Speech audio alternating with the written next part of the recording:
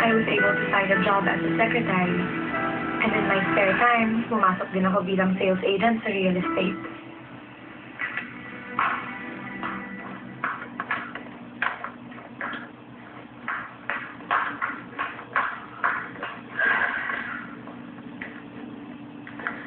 Ate, may bank notice na naman dumating. Kung hindi na tayo nakabayad next month, kukunin na raw sa atin yung bahay.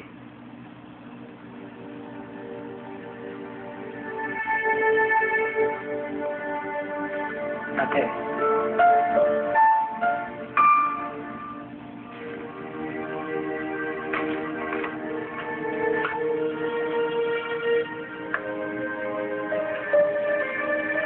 Dahil hindi ako papayag na kunin ko ang bahay natin.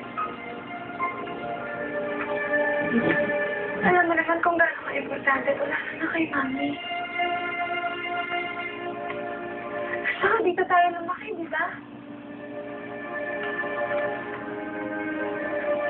Nasa masasayang memories natin ni Daddy. Ni Mami.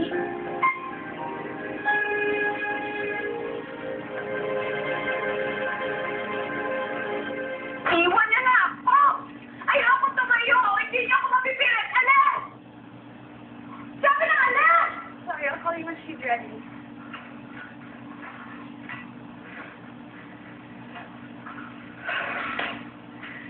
Mami, paano ka gagaling kung hindi yung iinumin yung gamot ninyo? Alam niyo ba kung gaano katagal na kayo nandito? You've been here half a year. Yung bang mga pasyenteng katulad mo, ano mo yan, naglalakad na. Eh kayo, won't even bother sitting down. Alam niyo ba kung magkano ang presyo itong kwarto ninyo? Itigil mo yung gamot ko. Ilabas mo ako dito. Kahit hindi na ako makalakad, wala akong pakialam.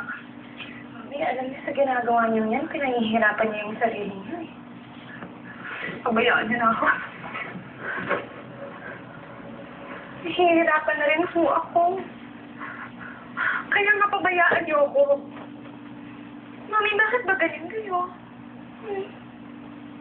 Kung nagsasalita kayo, parang hindi na kami importante sa inyo.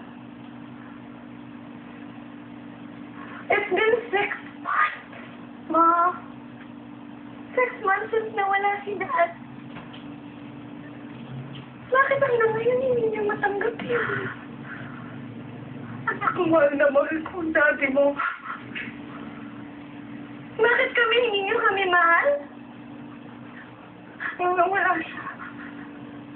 Paano ko kayo bubuhayin? Hindi ko kaya. Mami, hindi mo na kailangan alaanin yun. Ako na gumagawa ng paraan. Ako na yun.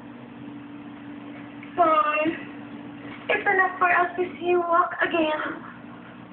To see you live again. Mayon lang hinihingi namin sa inyo. Anak, hindi ko kaya. Hindi ko kaya.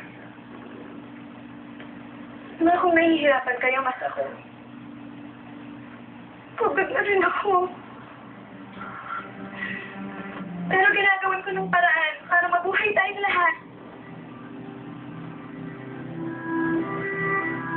Ginagawan ko talaga ng paraan, Ma.